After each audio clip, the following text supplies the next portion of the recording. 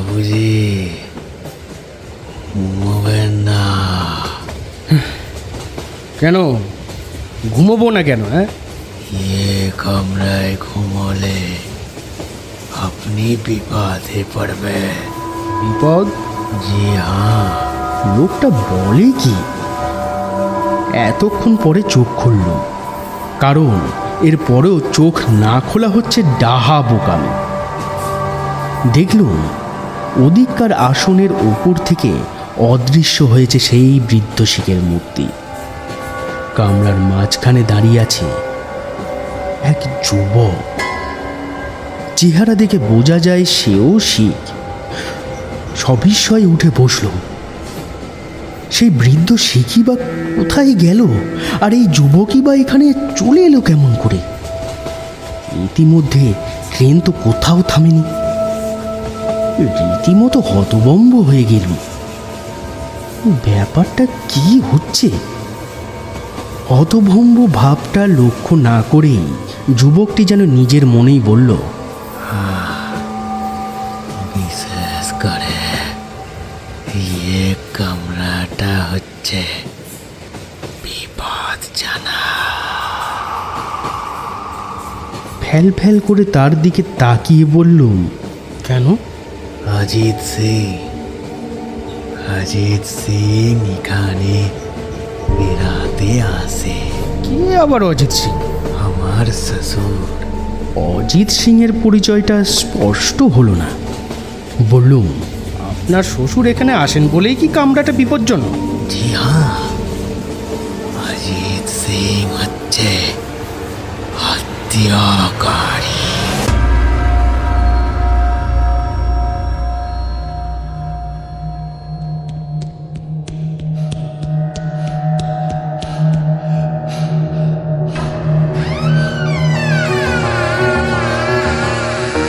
নমস্কার, কলাকানন শিল্প ও সাংস্কৃতিক গ্রুপের ইউটিউব চ্যানেলে আপনাদের সকলকে স্বাগতম। আমরা টিম কলাকানন, আর আমাদের অন্যান্য বিভাগের মধ্যে অন্যতম এই বিভাগ কাহিনী বাহিনী। রহস্য, রোমাঞ্চ, প্রেম, কৌতুক এবং ভয়ের সাথে জুড়ে থাকুন আমাদের এই কাহিনী বাহিনী সিরিজের সাথে। কাহিনী বাহিনীর আজকের নিবেদন প্রখ্যাত লেখক সাহিত্যিক হেমেন্দ্র কুমার রায়ের লেখা জ্বলন্ত চক্ষু। হেমেন্দ্র কুমার রায়, জন্ম 18 এপ্রিল 1888। একজন বাঙালি সাহিত্যিক এবং গীতিকার ছিলেন তিনি কিশোরদের জন্য রহস্য, রোমাঞ্চ এবং গোয়েন্দা গল্প লিখে গেছেন। তার কয়েকটি গল্প ও উপন্যাস চলচ্চিত্রায়িত হয়েছে। ছোটদের জন্য তিনি 80টিরও বেশি বই লিখে গেছেন। এর মধ্যে কবিতা, নাটক, হাসি, ভূতের গল্প, অ্যাডভেঞ্চার ও গোয়েন্দা কাহিনী, ঐতিহাসিক উপন্যাস সব কিছুই ছিল। তার সৃষ্ট দুঃসাহসী জুটি বিমল কুমার, জয়ন্ত এবং মানিক, পুলিশ ইন্সপেক্টর সুন্দরবাবু, ডিটেকটিভ হেমন্ত বাংলা কিশোর সাহিত্যে বিশেষ উল্লেখযোগ্য চরিত্র। আজকের গল্পটি হেমেন্দ্র কুমার রায়ের লেখা ভৌতিক গল্প সমগ্র থেকে গৃহীত। গল্পের লেখকের ভূমিকায় শুভদীপ বনু, শের সিংয়ের চরিত্রে সৌম্যদীপ বনু এবং অজিত সিংয়ের ভূমিকায় আমি কৌশিক। পরিচালনা এবং পোস্টার ডিজাইনে শুভদীপ বনু এবং সম্পাদনায় টিম কলাকানন। শুরু হচ্ছে আজকের গল্প জ্বলন্ত চক্ষু।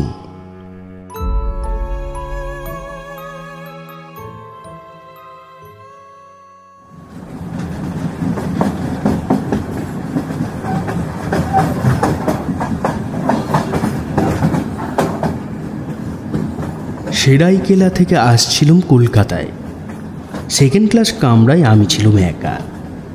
অচেনা লোকের মুখ দেখতে হবে না বলে মনটা খুব খুশি। ট্রেনে মানুষ হয় বিশেষ রূপে স্বার্থপর। জানলার ধারে বসে খানিকক্ষণ দেখলুম চাঁদের আলো দিয়ে ধোয়া নির্জন পৃথিবীটাকে। ছবিতে আঁকা পাহাড়, বন, মাঠ আর নদী। আরও দূরে চোখ চালালে মনে হয় সেখানে যেন গড়ে উঠেছে অজানা, অচেনা, অস্ফুট এক স্বপ্ন রাজ্য। নির্জনতার ভেতর দিয়ে ঊর্ধ্বশ্বাসে ছুটে ট্রেন গতি কমিয়ে প্রবেশ করলে জনকোলাহল মুখর জামশেদপুর স্টেশনে। সেইখানেই লুপ্ত হলো আমার একলা থাকার আনন্দ। হঠাৎ কামরার দরজা খুলে গেল সশব্দে। ভিতরে নিঃশব্দে এসে দাঁড়ালো এক বৃদ্ধ শিখের দীর্ঘ মূর্তি। তার সমস্তই লম্বা লম্বা চওড়া প্রকাণ্ড দেহ, প্রকাণ্ড দাড়ি গো, প্রকাণ্ড পাগড়ি। বয়স 60-এর ওপরে বোধ হয়, কিন্তু বলিষ্ঠ দেহ সিধে হয়ে রয়েছে সরল যষ্টির মতো। সুতীক্ষ্ণ দৃষ্টির ভেতর দিয়ে বেরোচ্ছে যেন আগুনের ফিনকি। আগন্তুক এদিককার একখানা আসন দখল করলে। লক্ষ্য করলুম তার সঙ্গে মোটঘাট কিছুই নেই। সে বেশ দূরের যাত্রী নয় ভেবে মনে মনে কিঞ্চিত আশ্বস্ত হল। শিখ যাত্রী আমার দিকে তাকিয়ে রইল নীরবে, নির্মেষ নেত্রে। ভালো লাগলো না তার দৃষ্টির তীব্রতা। জানলার দিকে মুখ ফিরিয়ে বসলুম।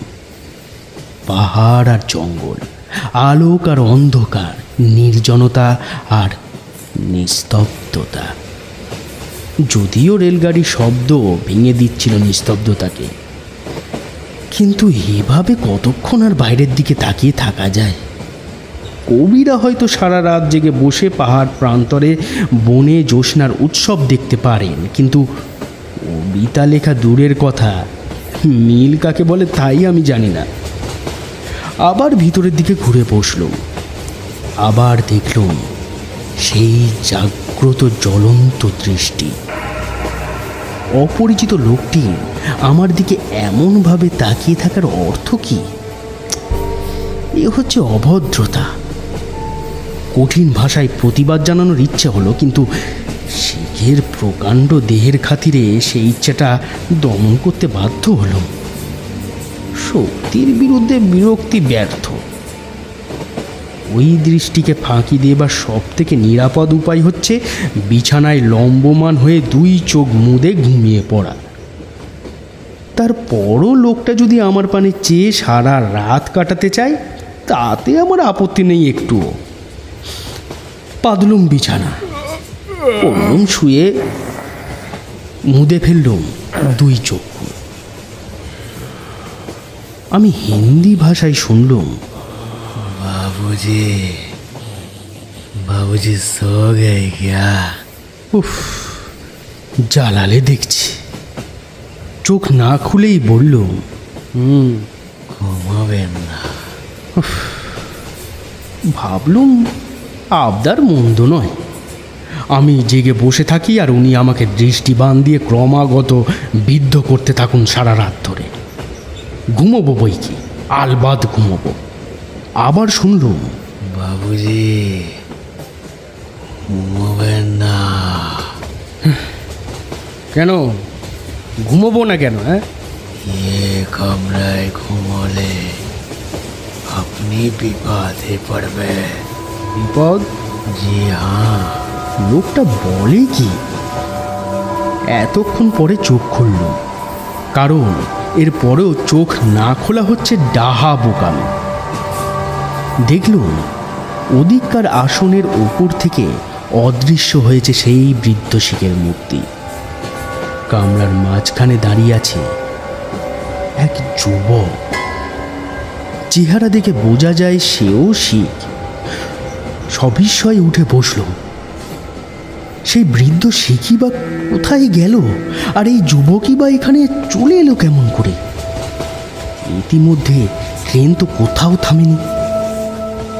রীতিমতো হতভম্ব হয়ে গেল। ব্যাপারটা কি হচ্ছে? হতভম্ব ভাবটা লক্ষ্য না করেই যুবকটি যেন নিজের মনেই বলল, विशेष करे ये এসেছে বিপদ জানা। ফ্যাল ফ্যাল করে তার দিকে তাকিয়ে বললুম, কেন? অজিত সিং এখানে বেড়াতে আসে। কে আবার অজিত সিং? আমার শ্বশুর। অজিত সিংয়ের পরিচয়টা স্পষ্ট হলো না। বললুম, আপনার শ্বশুর এখানে আসেন বলেই কি কামরাটা বিপজ্জনক? জি হ্যাঁ, অজিত সিং হচ্ছে হত্যাকারী। বোঝা যাচ্ছে নিজের শ্বশুর সম্পর্কে যুবকের ধারণা খুব উচ্চ নয়। কিন্তু অজিত সিং লোকটা কে? হঠাৎ মনে একটা সন্দেহ জাগলো। জিজ্ঞেস করলুম, আপনার শ্বশুর কি বৃদ্ধ? हाँ, মস্ত লম্বা চওড়া দেহ? एकदम सही। अजीत सिंह बूढ़ा, তবু এখনো খুব জওয়ান। কিন্তু তাকে কি আপনি দেখিয়েছেন? যুবকের চোখে মুখে ও স্বরে উত্তেজনা। বললুম, কাকে আমি দেখেছি জানি না, তবে জামশেদপুর থেকে একটা বৃদ্ধ শিখ এই কামরায় উঠেছিল বটে। কখন যে নেমে গিয়েছে তা বলতে পারি না। বোধহয় আমি তখন ঘুমিয়ে পড়েছিল। যুবক ব্যস্তভাবে কামরার এদিক থেকে ওদিক পর্যন্ত গিয়ে আবার ফিরে আমার কাছে এসে দাঁড়ায়। তাহলে এর মধ্যে অজিত সিং এখানে আসিয়াছিল। হায় হায়, এত করেও তাকে ধরতে পারলাম না। নিশ্চয় সে আমার ভয়ে পালিয়েছে। ধূর্ত শয়তান। আর বাবুজি, তুমিও বেঁচে গিয়েছ। মানে? আমি এখানে না এলে সে তোমাকে খুন করত। হ্যাঁ, কি অপরাধে? अपराध की आभार बिना अपराधे से अच्छे खूंखार पशुर मतो यही कमरा से কয়েকজন যাত্রীকে খুন করেছে, তোমাকেও করত। গা শিউরে উঠল। এই যা বলছে তা কি সত্য? বৃদ্ধ শিখের সেই অসহনীয় দীপ্ত চক্ষুর কথা মনে হলো। তার দৃষ্টিতে একটা হিংস্র বন্য ভাব দেখেছি বটে। বাঘ হয়তো সেইভাবেই তাকায় শিকারের দিকে। যুবক বললে, অজিত সিং তাই আমাকে খুন করেছে, আর সেই অপরাধে তার ফাঁসি হয়েছে। ফাঁসির পরেও তাকে আমি ছাড়িনি। তার পিছে পিছে আমি হামেশা ছায়ার মতো ঘুরি। আর কতকাল এইভাবে যাবে জানি না, কিন্তু একদিন না একদিন তাকে আমি ধরবই। আর শোনো বাবুজি, সে আমাকে খুন করেছিল এই কামরার ভিতরেই। তাই সাবধান, খুব সাবধান। এখনো এই কামরায় এলে তার মাথায় জাগে খুনের নেশা।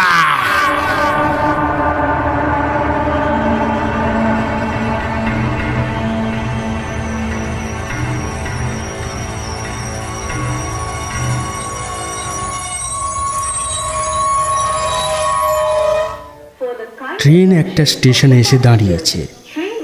যুবক হঠাৎ কামরার দরজা খুলে বাইরে বেরিয়ে গেল। যুবককে খুন করবার অপরাধে অজিত সিংয়ের ফাঁসি হয়েছে, এবং তারপরেও ট্রেন চড়ে ভ্রমণ করছে তারা দুজনেই। চমৎকার গল্প। কোনো গাঁজাখুরির উপন্যাসের লেখকও এমন উদ্ভট কল্পনা মাথায় আনতে পারেন।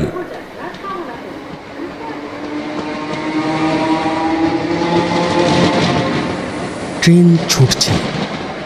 খানিক্ষণ বাইরের দিকে তাকিয়ে উন্মত্ত যুবকের কথা ভাবতে লাগলো। তারপর মনে মনে হেসে আবার শয়নের উদ্যোগ করছি। হঠাৎ চোখ পড়ল ওদিককার আসনে। এ কি চরম বিস্ময়! মূর্তির মতো স্থির হয়ে বসে আছে সেই বৃদ্ধ শিখ। তার জ্বলন্ত চোখ দুটিও স্থির হয়ে আছে আমার দিকে। প্রথমটা আমার সর্বাঙ্গ আচ্ছন্ন হয়ে গেল দারুণ আতঙ্কে। হিংস্র হত্যাকারী অজিত সিং যাত্রীদের সে খুন করে। আমার এখানে তার আবির্ভাবের কারণ কি? তারপরে মনে পড়ল সব কথা। আমি হো হো করে হাসতে লাগলো।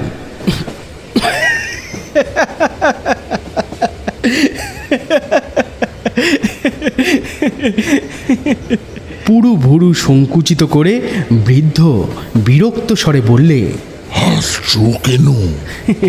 তুমি কি অজিত সিং? मेरा नाम तुमको किसने बताया? তোমার জামাই। कौन? शेर सिंह। সে আর কি বলিয়েছে? তাকে তুমি খুন করেছো, তাই বিচারে তোমার ফাঁসি হয়েছে। সহি বাত। আমি আবার হো হো করে হেসে উঠলাম। তোমরা তোমরা শ্বশুর জামাই কেউ কম যাও না। ধন্য তোমরা। কিন্তু এ কিরকম ঠাট্টা? ঠাট্টা? হ্যাঁ, ঠাট্টা নয় তো কি। চলন্ত ট্রেনে ওঠানামা করে যাত্রীদের মিথ্যা ভয় দেখিয়ে তোমরা কি আনন্দ পাও বাবা! জেনে রেখো, এত সহজে ভয় পাবো না আমি। অজিত সিংয়ের চোখ দুটো আরও তীব্র হয়ে উঠল, কিন্তু মুখে সে কিছুই বললে না। নিহত শের সিং আর ফাঁসি কাঠে মৃত অজিত সিং দুজনেই হয়তো জীবন্ত, দুজনেই হয়তো বিনা টিকিটে রেলপথে ভ্রমণ করছে আর খোশ মেজাজে করছে যাত্রীদের পিলে চমকে দেবার চেষ্টা। এমন আজগুবি ঠাট্টার কথা কে কবে শুনেছে?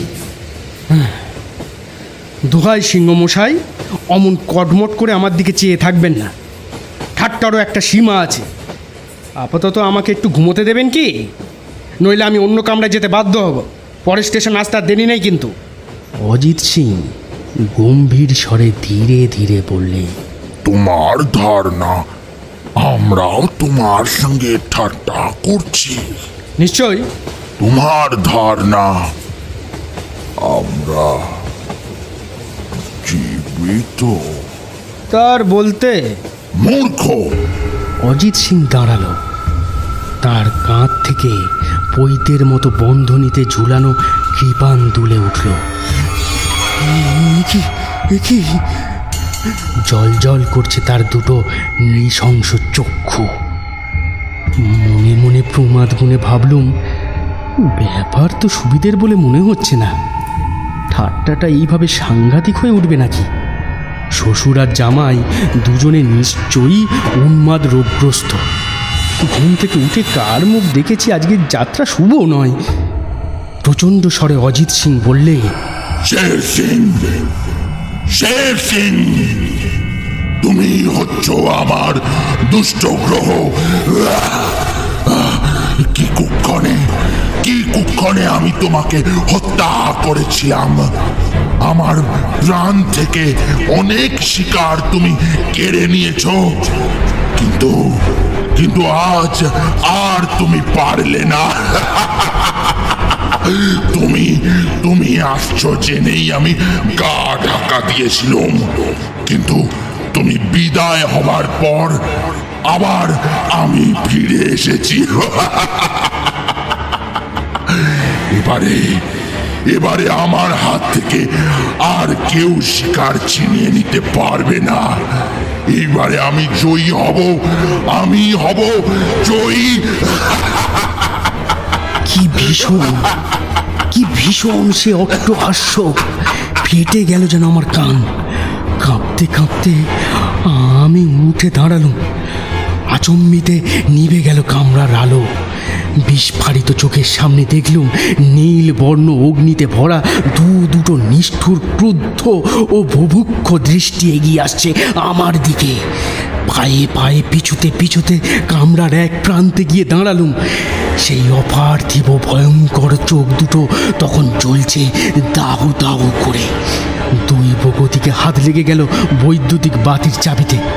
দপ করে আবার জ্বলে উঠল আলো। সঙ্গে সঙ্গে বাইরেও দেখা গেল সারি সারি বৈদ্যুতিক আলো, জনতার কণ্ঠস্বর। ট্রেন প্রবেশ করেছে খড়গপুর স্টেশনে। কামরার ভেতরে দাঁড়িয়ে আছি একলা আমি। কোথায় অজিত সিং আর তা সেই জ্বলন্ত চক্ষু? আমার মাথা কি হঠাৎ খারাপ হয়ে গিয়েছিল? আমি কি এতক্ষণ ধরে এক দুঃস্বপ্ন দেখছিলাম? স্বপ্নই হোক আর যাই হোক বাবা, আর এই কামরায় নয়। চলোই যাক একলা থাকার আনন্দ। আমি চাই এখন জনতায় পরিপূর্ণ একখানা কামরা। বসবার জায়গা না পেলে দাঁড়িয়ে যেতে রাজি আছি। তাড়াতাড়ি প্ল্যাটফর্মে নেমে চিৎকার করে ডাকলুম, কুলি কুলি।